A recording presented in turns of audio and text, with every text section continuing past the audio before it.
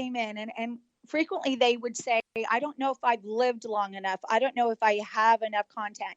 And every single time they've had more than enough. And really everyone does. There are many times we'll hear potential authors say, well, I think that my topic there's 100 books on that topic. And probably there is. Maybe there's even 10,000 books. It's crazy, today with the self-publishing craze, right? I think it's something like every 5 minutes an ebook is uploaded. I mean, it's just as crazy as how many YouTubes are uploaded every 5 minutes. But how we feel is this: first of all, what's old is new, and new is old, and it really depends on, just like we have all these TV channels to watch. It really depends on what catches your interest at the time. So there's always room for new books for sure, and more room for those books that are unique. And as far as a person having enough content to be unique, well, we believe everyone does, because of the fact that all of us are unique. I mean, even if we go through exactly the same circumstance, I mean, this is a good example right now. We're all secluded. We all need to wear masks. We all, aren't supposed to, see, be around humans in a close proximity, but we're all experiencing a million different, feelings and adjustments related to that, although we're going through the same thing. So part of what we do, and I think, part of a writing coach or a ghostwriting company or whoever you might work with, or even your friends and family, would be to help you extract all that's in you. And definitely, yes, we believe everyone has enough content and enough experience to write a book. Okay.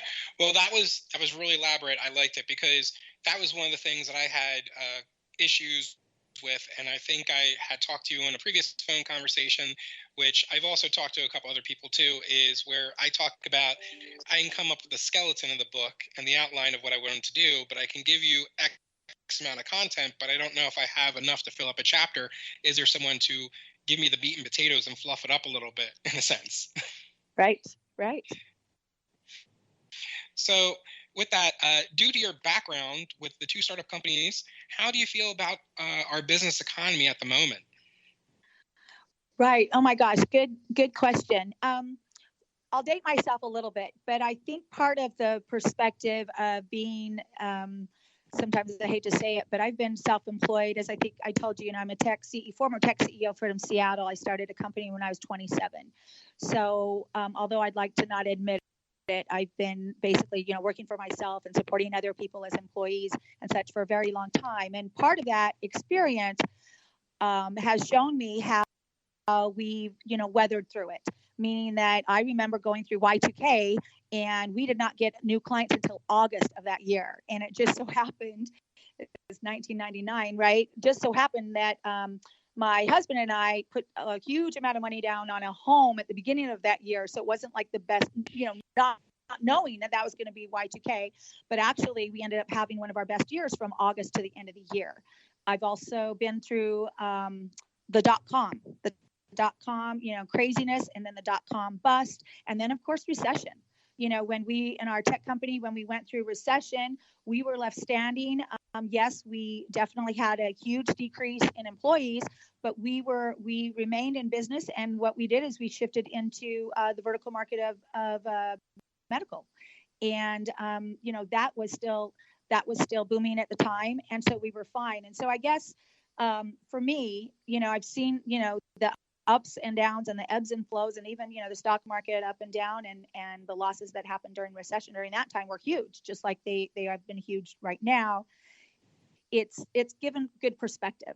So, and then it goes without saying that I'm very blessed and grateful that our publishing industry is not brick and mortar dependent. We're not Barnes and Noble and had to close our doors. In fact, we had an author here that had she just did a book signing at Barnes & Noble in Brandon, and she actually had 3 more events. And actually just a couple of days ago, she emailed our team saying, is my, Barnes & Noble signing, I think it was the 25th or something of April, still on? And we said, no retail, signings are on. So, definitely we're positive, and I would, put it out there to be positive, and just remember, as fellow business people and professional people, what's down will come up, and that things can change, and you hope you change for the better.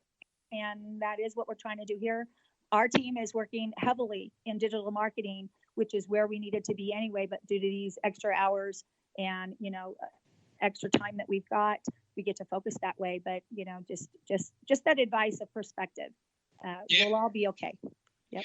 Yeah, and I loved how you talked about the different eras that you were in, the .com, the Y2K, and the recession, because I will show my age. I was there with those as well. And each one was very different, difficult in certain facets of mindsets of people. But I think with today's thing, with COVID-19, people are really concerned about, shopping, about everything in the world. And, I don't think writing a book is at that moment for most people's mindset. They're like, I want toilet paper instead of reading a book, which they should be doing now. Right. So, but that's besides the point.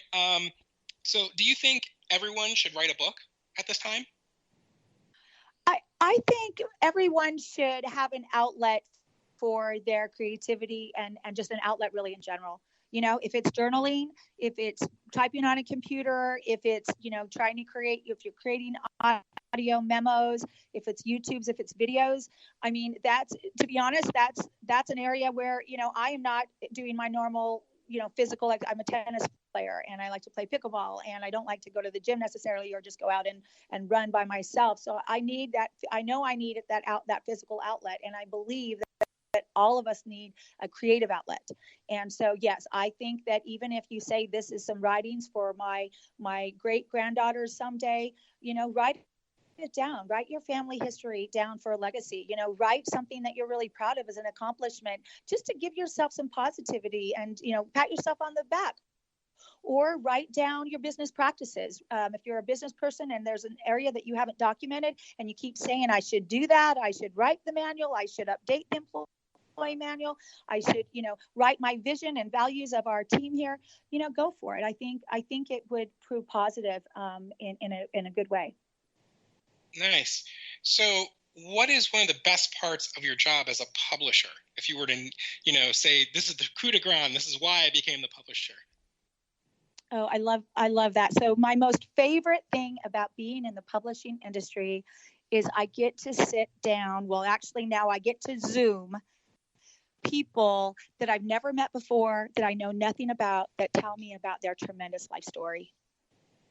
Honestly, I sometimes I've been in calls that were just conference calls without the video. And honestly, I'm on mute because my mouth is open, or it might hit me emotionally, and then and to be honest, I have sat down with 3 people in the last 3.5 years, maybe 4 at the most, but somewhere between 3 and 4 years, I've sat down with 3 people, listening to their story, telling me that they want to write a book, telling me they're going to write a book, and they all passed away before their time.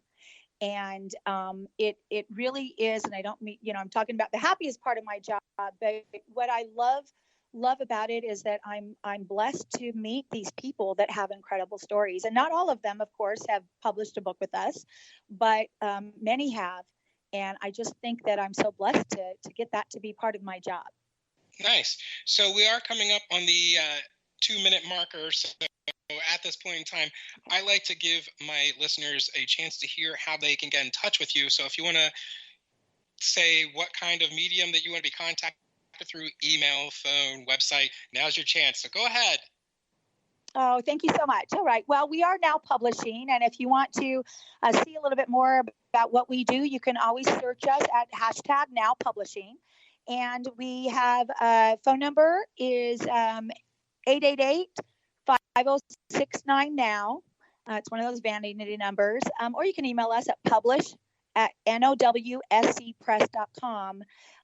Publish@nowscpress.com. We'd love to hear from you, and we'd love to hear your story and see if you'd like to be a published author with our team.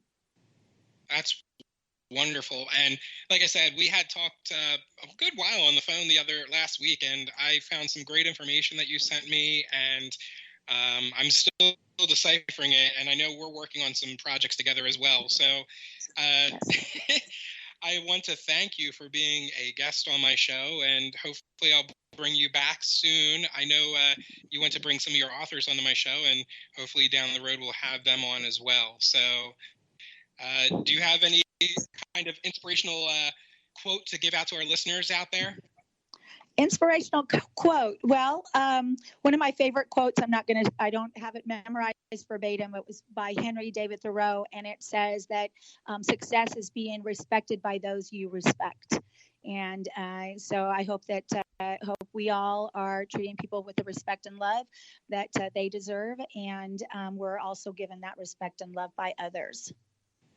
Awesome. I love it. Oh, thank you. Thank you, Joe, so much. I'm so excited to have been on your podcast. Thank you. Yes, thank you. Have a great day.